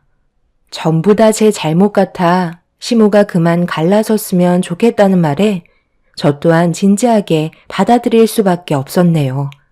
그날 동서의 집에 있으면서 많은 고민에 빠졌었고 그렇게 집에 도착해서 남편과 진지한 대화를 하고 싶어 조심스럽게 말을 붙였는데 대화조차 섞고 싶지 않았는지 제 말을 무시한 채 방으로 들어가 버렸습니다. 앞으로 어떻게 살아가야 할지 몰라 제 몸을 한탄하면서 괴로운 마음을 눈물로 밤새도록 쏟아냈고 저를 위로해줄 가족이 아무도 없다는 거에 결국 남편과 이혼을 결정하게 되었습니다. 저는 아이를 가지지 못하기 때문에 남편이 원하는 걸 해줄 수가 없는 몸이라 갈라서는 게 더 큰 아픔을 막는 길이었어요. 그래서 아침에 출근을 하려고 방문을 열면서 거실로 나온 남편에게 이혼하자는 말을 꺼내게 되었죠. 너는 아침부터 상대방의 기분은 생각도 하지 않고 이혼하자는 말부터 뱉는 거야? 결혼 전에는 몰랐는데 당신은 알면 알수록 참 이기적이야. 이혼이 그렇게 쉬워? 당신 혼자 결정할 수 있는 문제도 아니고 당신이 이혼하자고 얘기하면 내가 왜 그 말을 들어줘야 하는 건데? 쓸데없는 생각하지 말고 그냥 조용히 결혼 생활이나 유지해. 알겠어? 당신도 나랑 사는 거 싫으면서 왜 이혼은 안 해주겠다는 건데? 각자 원래 있던 자리로 돌아가면 훨씬 더 좋은 거 아니야? 내가 그동안 당신이랑 결혼 생활한 지 5년이나 됐는데 그 시간 어떻게 보상할 건데? 이대로 이혼하면 내가 너무 손해보는 거잖아. 내 동생은 앞날이 창창한데 나는 앞이 보이지도 않아. 어떻게 살아야 할지도 모르겠고. 그렇다고 우리가 돈이 많은 것도 아니잖아. 뼈 빠지게 일해도 동생 발끝도 못 쫓아가겠다. 그런데 여기에서 이혼까지 하자고? 내 인생을 아주 말아먹을 작정이구나. 한 번뿐인 삶에 흠집 내려고 나랑 결혼한 거야? 그런 거 아니라면 그냥 조용히 입 다물고 살아. 아침부터 열내게 하지 말고. 아무 말 하지 않고 참고 있는 것도 당신이랑 싸우고 싶지 않아서 그런 거야. 알겠어? 이렇게 사는 게 무슨 의미야? 서로에게 더욱더 큰 아픔만 남겨지게 될 거라고. 하루빨리 서로 갈 길 가는 것도 방법이야. 남편은 저와 더 이상 대화하고 싶지 않은 듯 입을 열지 않고 집 밖으로 나갔습니다. 조용해진 거실에 들리는 건 제 울음소리뿐이었고 하루 종일 눈물을 흘려서 부어오른 얼굴로 저도 출근을 하게 되었네요. 결혼 전에는 몰랐는데 혼자 살았던 삶이 너무 그립게만 느껴졌었어요. 부모님께 잘 살겠다고 인사드리고 나왔는데 그런 모습을 보여드리지 못해 너무 마음이 안 좋았습니다. 그렇게 아무런 감정 없이 일을 하고 있는데 시모에게 전화가 왔어요. 퇴근하고 시댁에 들리라는 말이었죠. 안 좋은 말을 듣게 될 게 뻔해서 마음의 준비를 하고 퇴근 후 시댁에 들어갔는데 남편을 제외한 가족 모두가 한자리에 모여 있었습니다. 왔으면 빨리 앉지. 뭐하러 멀뚱히 보고 서 있는 거야? 얘기가 좀 길어질 것 같으니까 너도 마음의 준비 단단히 하고 들어라. 아침에 채덕이한테 전화가 왔었다. 둘이 이혼 얘기를 주고받았었다며? 그런데 네가 먼저 이혼 얘기 꺼냈다던데? 그럼 내 아들이 네가 원하는 대로 해줘야 하는 거기 때문에 손해를 보는 거잖아. 그에 따른 보상을 해줘야 이혼이 성립되지 않겠니? 둘이 결혼한 지 5년 됐고 그동안 우리가 너 때문에 받은 스트레스와 이런저런 시간적 낭비를 생각하면 손해배상으로 1년에 1억씩 총 5억을 배상해주면 우리도 쿤말하지 않고 깔끔하게 네가 원하는 이혼 해주도록 하마. 시간이 돈인데 내 아들은 5년 동안 헛생활 한 거나 다름없잖아. 또다시 새롭게 시작을 해야 되는데 그 정도의 손해배상은 당연히 해줘야 하는 거 아니니? 우리의 의견은 모두 일치했고 너만 오케이 하면 깔끔하게 정리가 되는 거다. 어머님, 그게 지금 무슨 말도 안 되는 말씀이세요? 저보고 그이한테 5억을 주라고요? 제가 임신을 못했다고 어떻게 그런 말도 안 되는 조건을 내미실 수 있는 거죠? 임신은 저 혼자만 잘한다고 해서 되는 문제가 아니라는 거 모르세요? 저도 그이와 똑같은 시간을 할애했고 그에 따른 손해를 본 건 같은데 왜 저를 죄인 취급하면서 5억을 토해내라고 하시는지 모르겠어요. 그리고 저번에 동서집에서 어머님이 그이와 갈라서라고 하셨잖아요. 더는 못 들어주겠네요. 먼저 일어나겠습니다. 내가 뭐라고 그랬지? 대화가 길어질 거라고 하지 않았니? 아직 끝나지 않았으니까 당장 자리에 앉아라. 너는 아이를 가지지 못하는 이유가 뭐인 것 같아? 내가 가만히 생각을 해보니까 아무래도 기에 문제가 있는 듯하다. 좋은 기운을 받아야 아이를 가질 수 있다는 걸 지금까지 놓치고 있었다니까. 무슨 말인지 이해가 되니? 이번에 새롭게 우리 식구가 된 새아가의 기운이 어떠니? 옆에만 있어도 좋은 영향을 받고 있는 것 같잖아. 이런 영향력 있는 사람과 함께 있어야 모든 것들이 잘 풀린다고. 이번이 정말 마지막 기회일지도 모른다. 네가 간절히 아기를 원하고 있다면 자존심이고 뭐고 전부 다 버려야 하지 않겠어? 임신이 될 때까지 막내 며느리 집에서 가사일 좀 도와주고 너는 좋은 기운 받아서 아이 계획까지면 이거야말로 일석이조 아니니? 너도 알다시피 막내 며느리는 지금 임신 중이잖아. 결혼한 지 몇 달밖에 되지 않았는데 이게 얼마나 좋은 일이야? 시엠이 말 듣고 이번에 짐 싸서 막내 며느리 집에 들어가 함께 살도록 해라. 사람 일은 아무도 모르는 거다. 한 번에 임신이 될지 어떻게 아니? 너도 나한테 이쁨 받고 싶잖아. 그러니까 지금 동선의 집에 들어가서 가사를 도우고 어머님이 말씀하시는 좋은 기운을 받아서 아기를 가지는 데 사용하라고 설명하신 거잖아요. 저보고 가정부가 되라는 건데 제가 멀쩡한 직장 놔두고 뭐하러 그런 쓸데없는 짓을 해야 되는 거죠? 너는 이게 문제야. 기회를 줘도 걷어차 버리잖니? 그러니까 자존심 때문에 새아가 집에 들어가지 않겠다는 거잖아. 제덕이도 내가 말한 제안을 허락했는데 아이도 가지지 못하는 몸뚱이로 뭘 잘났다고 찬밥도 언밥 가리고 있는 거야? 하기 싫으면 당장 5억 토해내던지. 둘 중에 하나 선택해라. 기회를 줘도 차버리는 너는 아직까지 상황 파악이 안 되는 거니? 시모의 억지스러운 말은 저를 더 당황스럽게 만들었어요. 둘 다 말도 안 되는 조건인데 당연하다는 듯이 저를 설득시키려는 모습에 너무 소름이 끼쳤습니다. 더 이상 대화할 가치도 없어 자리를 박차고 나가려는데 동서가 저를 바라보면서 없는 것들이 원래 자존심이 세다는 충격적인 한마디를 뱉었고 서로 알고 지낸 지 얼마 되지도 않은 동서의 태도에 할 말을 잃어 그 모습을 멍하니 바라보고 있는데 남편이 퇴근하고 시댁으로 들어와 저를 보면서 한심하다는 듯 쳐다보고 있었네요.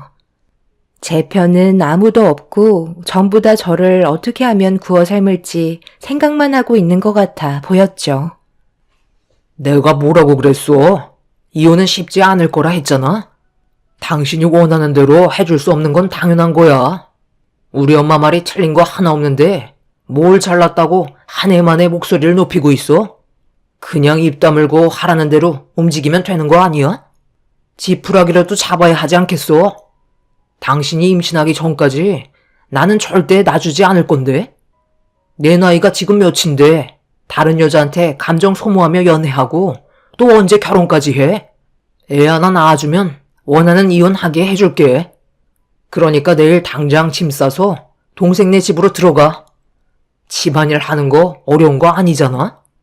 월급도 당신이 일하는 회사보다 많이 준다는데 엎드려서 절을 해도 모자란 거 알지? 좋은 말 할 때 대꾸하지 말고 움직여. 알겠어? 우리가 참는 것도 한계가 있는 거라고. 아주버님, 그동안 어떻게 결혼 생활 유지하셨어요? 정말 이렇게까지 앞뒤 꽉 막히신 분은 처음인 것 같아요. 저희 엄마가 사람 하나 잘못 만나면 인생 정말 말아먹는다고 했었거든요. 아주버님 인생 불쌍해서 어떡해요. 이러지도 저러지도 못하고 저는 그래도 이 사람 만나서 지금 너무 행복한데 형님이 중심을 잡고 움직여야 모두가 행복하지 않겠어요? 다들 똑같은 의견을 내세우고 있는데 형님 혼자 다른 생각을 한다는 건 누가 봐도 형님이 잘못된 거 아닌가요? 가족은 서로 도와가며 살아가는 거지 혼자만 잘났다고 고개 치켜 세우는 건 제가 봤을 때 정말 문제가 있는 것 같아요. 끼리끼리 만난다고 다들 정상이 아니니까 내가 이상해 보이는 거지. 그렇게 잘난 사람들끼리 서로 머리 맞대고 살면 되겠네. 오늘 이 시간 이후로 더 이상의 미련도 남아있지 않으니까 당장 이혼하겠습니다. 더는 못 들어주겠네요. 차라리 법적으로 진행하는 게 훨씬 빠르겠어요. 대화가 안 되는 사람들 붙잡고 제가 무슨 말을 더 하겠어요? 다시는 얼굴 볼 일 없었으면 좋겠네요. 제 말이 끝남과 동시에 시몬은 화가 치밀었는지 저에게 달려와 자기 아들 인생 돌려내라며 제 머리채를 잡고 난리를 치셨어요. 이리저리 시모에게 끌려다니고 있는데 그런 저를 보며 단 한 사람도 말리지 않았습니다. 오히려 꼬시다는 듯한 얼굴로 저를 바라보고 있었죠. 저도 참을 만큼 참았던 상황인지라 시모를 강하게 밀쳤고 거친 숨을 들이키면서 현관문을 나가려는데 남편이 자기 엄마를 밀쳤다고 저를 돌려 세우더니 얼굴에 손을 올려 붙였습니다. 그 순간 남편과 함께 살아가면서 남아있던 좋았던 기억들까지 전부 다 깨져버리게 되었고 저 또한 남편의 양뺨에 손을 올려 붙였네요. 남편은 이성을 잃었는지 저에게 온갖 막말을 퍼부으면서 손을 올리길래 있는 힘껏 남편의 거기를 발로 걷어차 버렸습니다. 남편은 개거품을 물며 고꾸라졌고 저는 급하게 집 밖으로 뛰쳐나와 친정집으로 향하게 되었죠. 결국 양가 집안의 소송으로 법적 다툼이 오고 갔지만 동서의 집안이 워낙 잘 살아서 유명한 변호사를 선임해 저희가 오히려 손해를 보게 되는 상황이 생기고 말았습니다. 법이 남편의 손을 들어줬기 때문에 저희가 할 수 있는 건 아무것도 없었고 결국 손해배상 청구를 남편 쪽에 해줄 수밖에 없었네요. 임신을 하지 못하는 근본적인 원인 제공을 제가 했다는 이유가 제일 큰 이혼 사유였어요. 부모님께선 더러워서 피한 거니 앞으로 좋은 일만 생각하자며 손해를 보면서도 이혼을 서두르셨네요. 부모님께 너무 죄송했고 얼굴을 들 수조차 없었어요. 잘 살겠다며 부모님께 인사시켜드렸을 때가 엊그저께 같은데 그 끝은 남보다 못한 사이가 되어버렸으니까요. 그렇게 시댁집안과의 인연이 끝이 나고 저는 과거의 삶을 잊기 위해 앞만 보며 열심히 살아왔어요. 그리고 그 시간이 어느덧 10년의 세월이 흘러버리게 되었죠. 남편과 이혼을 하게 된 저에게는 많은 변화를 가져오게 되었고 누구보다 행복한 삶을 살아가고 있었습니다. 그런데 어느 날 중요한 약속이 있어서 부모님과 함께 차를 타고 어느 한 지역을 찾아가게 되었는데 차에서 내리는 순간 저에게 달려온 한 남자와 얼굴을 마주하게 되었어요. 서로는 한참 동안 눈을 마주치게 되었고 말도 안 되는 일이 눈앞에 펼쳐지고 말았습니다. 저와 예전에 인연을 맺었던 전 남편이 의전 차량에 내린 제 차 쪽으로 다가와 기사분에게 주차 안내를 하고 있었습니다. 그런데 변화된 저와 다르게 남편은 경광봉을 들고 형광색 조끼를 입은 모습을 하고 있었죠. 그래도 번듯한 회사에 다니고 있던 전 남편이었는데 왜 주차 안내를 하는지 이해할 수 없었습니다. 더 이상 관계없는 사람이라 갈 길 가려는데 반대편에서 내린 부모님과 4살 된 제 아들을 보면서 입을 다물지 못하고 있었네요. 전 남편은 그 자리에 멍하니 서서 식당 안으로 들어가는 저희 가족을 보고 있었고 식당에서 마중 나온 현 남편이 제 아들을 번쩍 들어안아 껴안으면서 저를 사랑스럽게 안아 주었습니다. 그 모습을 전부 다 지켜본 남편은 상당한 충격으로 다가온 듯 했어요. 저는 남편과 이혼을 하고 새로운 회사에 들어가게 되었는데 그곳에서 새로운 인연을 만나게 되었죠. 저처럼 이혼의 아픔을 겪은 사람이라 대화도 잘 통해서 자주 시간을 가졌었는데 회사를 나와 사업을 한다는 말에 저도 함께 뛰어들게 되었고 좋은 결과를 얻게 되면서 꽤 많은 수의 직원을 두게 된 중소기업이 되었습니다. 그날도 남편이 해외 바이어들과 중요한 미팅이 있어서 의전 차량을 이용했던 거였죠. 지금의 현 남편은 저희 부모님께도 너무 잘했고 눈에 넣어도 아프지 않을 아이까지 생겨서 제 인생은 전 남편과 비교도 할 수 없을 만큼의 탄탄대로가 펼쳐지게 되었네요. 그렇게 식당에서 식사를 마치고 건물 밖으로 나왔는데 남편은 변함없이 주차 안내를 하느라 정신이 없었고 부모님께선 전 남편의 얼굴을 보곤 아는 체 하지 말라며 서둘러 차에 올라타라고 떠밀으셨네요. 그날이요 2번 다시 엮이지 않을 거라 생각했었는데 전 남편이 어느 날 어떻게 알았는지 저희 회사에 찾아왔습니다. 너무 당황한 저는 급하게 나가 전 남편을 마주하게 되었죠. 그동안 잘 지내고 있었나 봐. 저번에 식당에서 당신을 보고 너무 변화된 모습에 할 말을 잃을 만큼 놀랐었어. 좋은 남자 만나서 성공한 삶을 보니까 너무 부럽더라. 나는 당신과 이혼을 하고 재혼을 했는데 그 사람한테 갑자기 병이 찾아와서 병원비 지원하는 것도 빠듯하거든. 희귀 질환이라 평생을 병원 신세를 져야 한다네.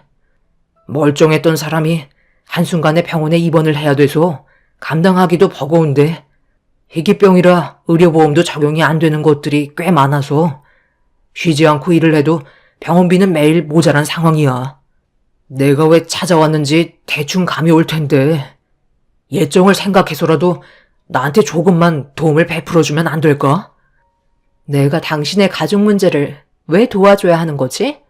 우리는 이미 끝난 사이고 더 이상 인연을 만들 필요가 없다고.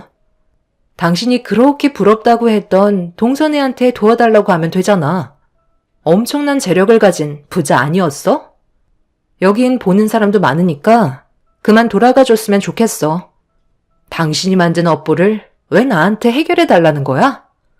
앞으로 2번 다시는 찾아오지 마. 알겠어? 우리 집안이 재수 씨의 가족 말 듣고 큰 거 한 방 해보겠다고 부동산 공동 투자에 뛰어들었는데 전 재산을 사기당해서 망해버렸거든. 그래서 우리 부모님이 현재 정상적인 생활이 불가능하신 상태야. 재수 씨네 가족도 많은 돈을 잃어서 가족 간의 균열이 일어났고 그 때문에 동생도 이혼을 하게 됐거든. 그래서 동생이랑 둘이 많은 빚을 갚아 나가다가 동생이 과로로 쓰러지게 되면서 뇌출혈성 하반신 마비로 부모님 도움 없으면 아무것도 하지 못해. 이런 상황 속에 내가 당장 손을 벌릴 곳이 당신밖에 없는데 조금이라도 좋으니까 도움을 받을 수 없을까? 그래도 우리 좋았던 기억도 있었잖아. 내가 이렇게 부탁할게. 그때는 나에게 온갖 막말을 퍼붓고 내 마음 조금도 헤아려주지 않던 사람이 이제 와서 당신의 사정을 봐달라고? 내가 왜 그렇게까지 해야 되는 거지? 모든 건 당신 집안이 선택한 일이잖아. 이혼할 때도 내가 임신을 못한 게 죄라며 어떻게든 더 많은 돈을 뜯어가려고 비싼 돈 주고 변호사까지 선임해서 결국 소송에서 이겼었잖아? 그때 우리 부모님이 받았던 상처가 얼마나 컸는지 알아? 당신 집안 때문에 우리 집안이 무너졌던 건 생각 안 해? 그동안 힘들었던 시간들을 생각하면 지금도 분노가 차오른다고. 한 번만 더 나타나면 그때는 경찰을 부르겠어. 당신이 나한테 했던 잘못을 평생 뉘우치며 살아. 목소리가 높아지고 주변의 직원들이 웅성거리기 시작하자 현 남편이 제가 있는 곳으로 달려나왔어요. 전 남편이라는 걸 모르는 남편은 뭐 하는 거냐며 저를 보호해 주려고 앞을 가로막아섰고 노숙자인 줄 알았는지 지갑을 열면서 국밥이나 한 그릇 하라고 손에 10,000원 한 장을 쥐어 주었네요.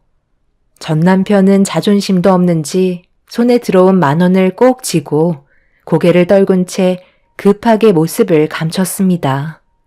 그날 이후 2번 다시 전 남편의 얼굴을 본 적이 없지만 그 집안이 어떻게 되었는지 알게 되니 속이 후련하면서도 안타깝네요. 자신들이 저지른 행동인데 어쩌겠어요.